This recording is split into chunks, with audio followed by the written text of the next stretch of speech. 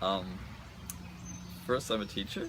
I teach at Calvin College, and I also teach at Hamlin Prison, and I teach at Hamlin University, so I have a number of different gigs as a teacher.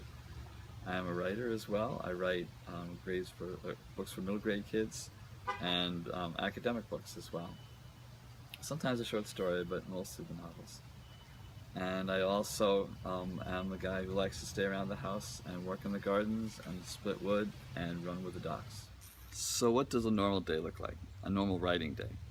On such a day, I go out to the study. It's in a separate building, and I start the wood stove. And after I get that going, I take the two dogs out and we go for a run. That lasts 45 minutes, 50 minutes, an hour, whatever it is like outside, whatever the dogs want to do. And then when that's done, we come back, and by then the study is nice and toasty warm. So the dogs go down by the wood stove, they fall asleep, I go to the typewriter, and I work on about 3 projects at a given time, or on a given day, about 500 words a day. So figure 1,500 words total for a day. And that can take, 3 hours, it can take 6 hours, it just depends on how the writing goes. And then after that, correspondence, and then the rest of life, I suppose. What's the biggest challenge facing our society? That really is pretty easy, and that's all about schools and education. We are neglecting our greatest resource, which is our next generation. And what is frustrating, among many things about the latest election, is that neither side speaks to it. Neither side is serious about thinking about the problems of our educational system. Well, what would I like people to remember me for? I think that they read some good stories.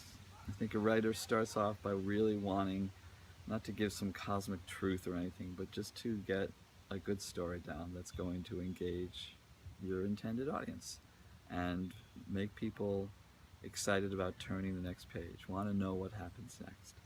Writer has to first love story, because that's why you first came to it.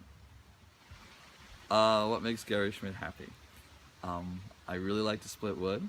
It's really sweet when you split oak and you have 2 sides that come down. That really makes me happy.